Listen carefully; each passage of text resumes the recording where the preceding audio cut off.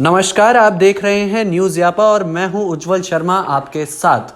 आज हमारे साथ किसान आंदोलन को लेकर दो खास मेहमान चर्चा के लिए जुड़ गए हैं। हमारे साथ कांग्रेस से जुड़े हैं एनएसयूआई के राष्ट्रीय सचिव सतवीर चौधरी जी और बीजेपी से हमारे साथ जुड़े हैं भारतीय जनता युवा मोर्चा से अमित भारद्वाज। सबसे पहले हम बीजेपी का रुख करेंगे। सर, 73 दिन हो चुके हैं, किसान आंदोलन की गुत्थी को अभी तक सरकार क्यों नहीं सुलझा पा रही है?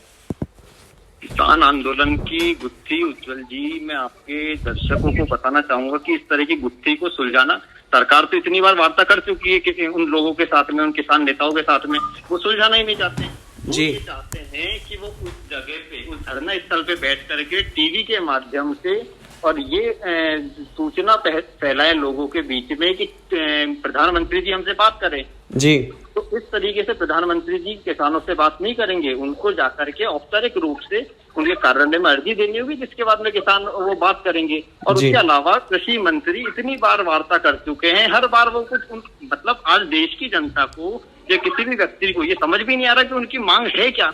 वो ये चाहते कि कृषि कानून खत्म करो। खत्म क्यों करो भाई? कोई कारण तो होना चाहिए ना उसके पीछे। अगर उसके कृषि कानून से अगर किसानों को फायदा हो रहा है तो उसको खत्म क्यों किया जाए? जी सतवीर जी, कहीं ना कहीं विपक्ष पर आरोप लग रहे हैं कि राजनीतिक फायदा उठाया जा रहा है किसान आंदोलन के मुद्दे को लेकर। उज्जवल जी, सबसे पहले तो मैं धन्यवाद करता हूं आपका कि आपने मुझे इस बहुत ही महत्वपूर्ण विषय में अपनी बात रखने का अवसर दिया। जी। आप सब देख रहे हैं कि लगभग आज 70 दिन से भी ज्यादा समय हो गया हमारे देश का अन्नदाता जो है राजधानी में, हमारे देश की राजधानी में और पूरे देश भर में किसान जो है अपनी मांगों को लेके और जो 3 काले कानून आए उसको लेके आंदोलित है। मैं सबसे पहले तो मेरे साथी जो भारतीय जनता युवा मोर्चा से जुड़े हैं उन्हीं की बातों पे जो है मैं अपना उत्तर दे देता हूँ।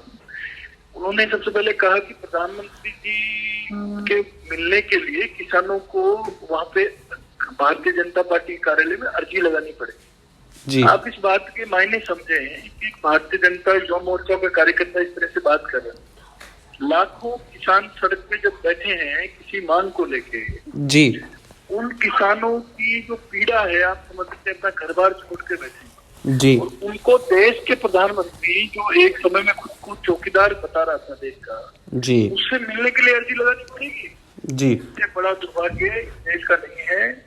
आप ये मान के चले कि जब से भारतीय जनता पार्टी शासन में आई है देश में, किसान, नौजवान, मजदूर, व्यापारी, छात्र और छोटे दुकानदार, जो लोअर क्लास के लोग हैं, दिहाड़ी वाले जो अपनी रोजमर्रा की जिंदगी जो चलाते हैं, रोज कमाते खाते हैं, उन लोगों के जो काम धंधे हैं वो पूरी तरह से चौपट हो गए। उसके अलावा जो आंदोलन आज देश में चल रहा है, आप ये समझें कि भारतीय जनता पार्टी के जिम्मेदार लोगों ने ये कहा कि साहब ये तो जो है किसान है ही नहीं। ये तो पहले उन्होंने कहा ये तो किसान नहीं कांग्रेस के लोग हैं, फिर उन्होंने कहा नहीं कांग्रेस नहीं, ये खालिस्तानी है। तो तरह तरह से इस देश के अन्नदाता जिसने देश का पेट भरा वर्षों से, उसको बदनाम करने का जो है ये षड्यंत्र रचा जा रहा है। आप देख रहे हैं कि कुछ प्लांटेड लोग हैं जो अभी पिछले दिनों में लाल किले पे भी बीजेपी के और आरएसएस के कुछ लोगों ने मिलकर उस आंदोलन को, लेकिन सतवीर जी ऐसा ही नहीं है कि बीजेपी और आरएसएस के लोग। कंप्लीट कर लूं, उसके बाद में मेरे साथी को भी आप बोलने का अवसर जरूर दीजिएगा। जी। दूसरी बात इन्होंने कही कि किसान जो है वो क्यों बैठे हैं कानूनों को वापस लेने को लेके, और बल्कि उनकी कोई समस्या ही नहीं। मैं समझता हूँ कि अगर कोई समस्या नहीं होती तो ये समझ में आता है कि सैकड़ों हजारों की संख्या में इधर उधर किसी पार्टी अपोजिशन की वजह से कुछ लोग आंदोलन कर ले। लेकिन आप ये देखेंगे कि लाखों किसान रोज नए जुड़ रहे हैं इस आंदोलन से। जी। और देश के अलग अलग प्रदेशों में किसानों की सभाएं हो रही है, तो तस्वीरें आपको मिल रही है देखने को। आपको मैं बता रहा हूँ कि आजाद भारत का भी ये सबसे बड़ा आंदोलन है। लेकिन देश को आजाद करवाने के लिए जब इस तरह से एक क्रांति हुई थी, मैं समझता हूँ कि ये आजादी की दूसरी लड़ाई है। बिल्कुल आजादी की दूसरी लड़ाई है। बिल्कुल, जिन्होंने इस तंत्र को अपने कब्जे में, मतलब एक तरीके से लोकतंत्र पे जो लोग हमला कर रहे हैं। बिल्कुल सर, अमित जी हमारे साथ, अमित जी लगातार जुड़े हुए हैं, उनसे जवाब ले लेते हैं, मैं आपको लोगों के नाकाम जो मंसूबे हैं उनको किसान जो है नाकाम कर देंगे, और आप देखेंगे आने वाले समय में किसान की जीत होगी। तीनों काले जो कानून हैं उनको वापस लेने पड़ेंगे। जी अमित जी, कहा जा रहा है, विपक्ष पूरी तरह से अभी आप पर आरोप लगा रहा है कि चौकीदार जब प्रधानमंत्री कहकर आए थे तो अब अपने चौकीदार से मिलने के लिए भी अर्जी लगानी पड़ेगी, तो फिर किस तरह से देश की सेवा करेंगे? उज्जवल जी, मैं मेरे दोस्त को, मेरे भाई को, एनएसयूआई के राष्ट्रीय प्रवक्ता जी को ये बताना चाहूंगा, राष्ट्रीय सचिव जी को ये बताना चाहूंगा कि जो आज एक संवैधानिक कुर्सी पर प्रधानमंत्री जी बैठे हुए हैं, ठीक है, वो किस राजनीतिक दल के नेता के तौर पर नहीं, एक देश के प्रधानमंत्री के नाते जो औपचारिकताएं पूरी करनी होती है वो करनी ही होगी। उसमें ना तो बीजेपी के व्यक्ति को भी अगर उनसे मिलने के लिए लेना है तो वो औपचारिक रूप से ही लेना पड़ेगा, या किसी किसान को लेना है या किसी भी व्यक्ति को लेना है तो उनको औपचारिक एज ए प्रधानमंत्री अगर वो उनसे मिलना, उनसे बात करना चाहते हैं, उनसे मिलना चाहते हैं, तो अगर वो बीजेपी के नेता के रूप में मिलना चाहते हैं तो बात अलग है, लेकिन यहाँ पे प्रधानमंत्री से मिलने की बात है। दूसरी चीज मैं बताना चाहूंगा कि मेरे दोस्त ने भी ये बोला कि तस्वीरें जिस तरह की लगातार किसान आ रहे हैं, वो इस आंदोलन से जुड़ रहे हैं, और ये तस्वीरें हमने देखी। मेरे भाई को ये भी बोलना चाहूंगा कि तस्वीरें तो देश ने 26 जनवरी को ये भी देखी कि लाल किले पर तिरंगे की जगह दूसरा झंडा फहराया गया। तस्वीरें किसानों ने, तस्वीरें देश की जनता ने ये भी देखी है। लेकिन अमित जी, मैं आपको करेक्ट कर दूं, तिरंगा नहीं वहां से उतारा गया था, तिरंगे के नीचे ही दूसरा झंडा एक फहराया गया, लेकिन वो तिरंगा वहां से नहीं उतारा गया था।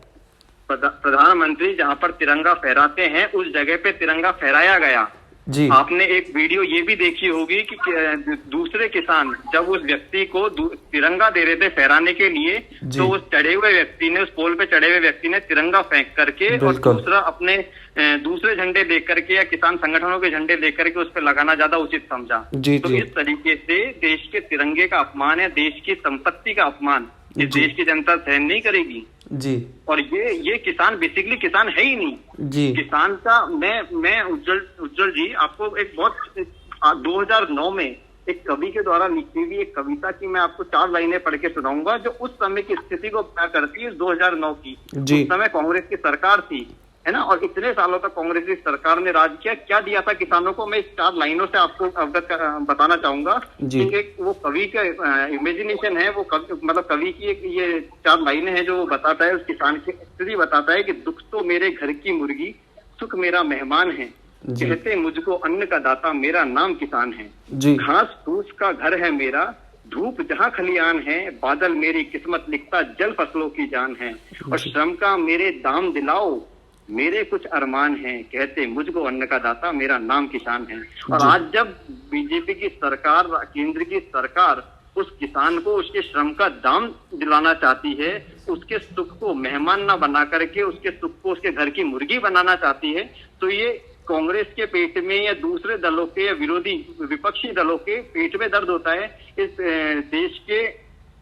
इस देश में आतंकवादी मतलब वामपंथी, माओवादी, नक्सलवादियों, इनके पेट में दर्द होता है और उसके बाद में वो इस तरीके से किसानों को भड़काते हैं जी। किसानों की समस्या आज इस बिल में जो चीजें दी है सरकार ने या जो अमेंडमेंट लेकर के आई है वो सारे के सारे किसान के पक्ष के हैं जी। लेकिन उनको इस तरीके से बरगलाए जा रहे हैं। देखो उज्जवल जी, मैं आपको बहुत छोटी सी चीज बताता हूँ कि सबसे पहले किस तरीके से किसानों को बोला गया था कि आपकी एमएसपी खत्म कर दी जाएगी जी। सरकार ने वो क्लियर कर दिया, कृषि मंत्री तोमर जी ने क्लियर कर दिया कि एमएसपी को खत्म करेंगे। अब उनके पास क्या बचा, उन्होंने आंदोलन चालू रखा। उसके बाद में ये झूठ फैलाया गया कि प्राइवेट मंडी शुरू हो गई, सरकारी मंडी खत्म हो जाएगी जी। और प्राइवेट मंडी किसानों का शोषण करेगी। मैं एक बहुत छोटी सी चीज बताता हूँ कि फूड कॉर्पोरेशन ऑफ इंडिया अकाल से बचने के लिए फसल को स्टॉक करके रखता है जी।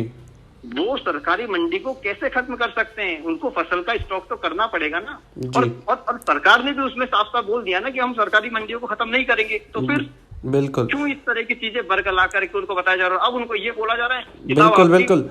सतवीर जी से इसका जवाब ले लेते हैं। सतवीर जी, प्रधानमंत्री जी से मिलने के लिए तो संवैधानिक प्रक्रिया पूरी करनी पड़ेगी, पहला सवाल ये है। दूसरा सवाल सर मेरा कि लाल किले की हिंसा में सिर्फ आरएसएस या बीजेपी से जुड़े लोग नहीं, वहां पर कांग्रेस से जुड़े लोग भी दिखाई दिए हैं और उसकी तस्वीरें पूरी तरह से सोशल मीडिया पर उन्होंने खुद पोस्ट की हैं।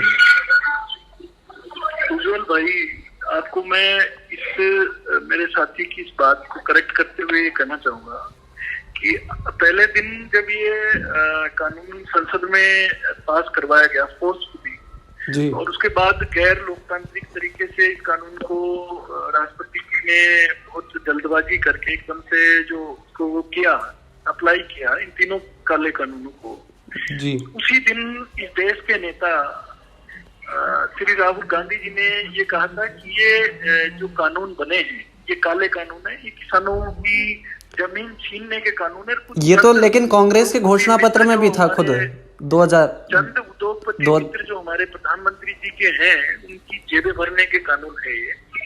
तो मैं उसी बात पे आ रहा हूँ, आप ये मान के चलिए कि पूरा विपक्ष तो किसानों के साथ है ही, तो वो नजर भी आएगा आपको, वो आपको देश की राजधानी में भी नजर आएगा, वो देश के हर कोने में नजर आएगा। लेकिन सर विपक्ष भी तो एक बार इस कानून को लाना ही चाह रहा था। हमने कब कहा कि हम इन कानूनों के समर्थन में, हम तो पहले दिन से इनके विरोध में हैं। मैं मेरे साथी की एक बात को करेक्ट करूंगा, उन्होंने कहा कि प्रधानमंत्री जी संवैधानिक पद पे मानते हैं, लेकिन प्रधानमंत्री जी जब चुनावी रैली में जाते हैं तो अपने फूल का एक निशान लगाना नहीं भूलते कभी भी, क्योंकि वो संवैधानिक व्यक्ति हैं। तो वो अपनी पार्टी के फूल का निशान लेके मंच पे जब चढ़ के भाषण देते हैं बड़े बड़े, और फिर उन भाषणों का जमीन पे धरातल पे कोई इम्प्लीमेंट नहीं होता है, तो बड़ा दुख होता है देश के नौजवान को। जिस तरह से उन्होंने 2 करोड़ रोजगार देने की प्रतिवर्ष बात की थी जी, लेकिन बिल्कुल आप सही कह रहे हैं, लेकिन मेरा इस सवाल का जवाब भी मैं चाहूंगा कि दिल्ली में लाल किले पर जो हिंसा हुई उसमें बीजेपी के हम उसकी घोर निंदा करते हैं कि सन्नी देओल जो उनके सांसद है, उनके साथ रहने वाले एक व्यक्ति ने, जो कि पूरी तरह से बीजेपी माइंडेड व्यक्ति है, जिसने नरेंद्र मोदी जी, अमित शाह जी के साथ चाय नाश्ता किया है, नमकीन खाई है, उनकी फोटो खिंचवाई है तरीके से, उस व्यक्ति ने बहुत प्लानिंग के साथ इस आंदोलन को बदनाम करने की कोशिश की। तमाम किसान संगठनों ने भी उसकी निंदा की, और कांग्रेस पार्टी और हम सब लोग भी उसकी निंदा करते हैं कि किसी धर्म विशेष का झंडा पहनाना बहुत ही गलत है। हम जिस तिरंगे के अंदर नीचे रहते हैं वो तिरंगा हमेशा बुलंद रहना चाहिए। हम उस बात का घोर विरोध करते हैं कि उन्होंने इस तरह से किया। लेकिन सर उनका क्या, जो राजस्थान कांग्रेस के लोग भी वहाँ मौजूद थे, साथी जो ये कह रहे हैं बड़े सीना ठोक के कि साहब वो तिरंगा हटा के वो पहना दिया, मैं उनसे ये भी कहना चाहूंगा कि पहले वो अपनी गिरिबान में झांक ले कि किस व्यक्ति के साथ चाय पी के नाश्ता करके फोटो खिंचवा रहे हैं। उनके सांसद जो सन्नी देओल है, उनके साथ रहने वाला एक व्यक्ति जाके उस आंदोलन को पूरा बदनाम करने का एक प्रोग्राम बना के आया था, तो वो पूरे देश ने देखा। आज देख रहे हैं आप कि वो लोग चाह रहे थे कि इस आंदोलन को कैसे बदनाम करके इनको खदेड़ दे यहाँ से। लेकिन चाय नाश्ते की अगर आप बात कर रहे हो तो चाय नाश्ता राहुल गांधी जी भी चाइना जाकर के पी करके आए थे, आप उस चीज को भी ध्यान रखिए। भारतवर्ष में दुगनी ताकत के साथ में आंदोलन फैला है, और मैं आपको बता रहा हूँ कि इस आंदोलन ने नया रूप लिया है आज, और ये नई क्रांति जो है नरेंद्र मोदी और इनके तमाम दोस्त पूंजीपति उद्योगपति जो अडानी अंबानी हैं, उनकी रातों की नींदें हराम हो गई है। वो सो नहीं पा रहे रातों में कि इस आंदोलन का हम क्या करें, उनका हल निकालना पड़ेगा। मोदी जी से मैं निवेदन करता हूँ इस आपके चैनल के माध्यम से कि वो किसानों के हित में इन तीनों काले कानूनों को वापस लें और अपनी हठधर्मिता छोड़ें और किसानों से बैठ के बात करें। सभी लोग ये चाहते हैं काले कानून वापस हो ताकि किसानों को राहत मिल सके।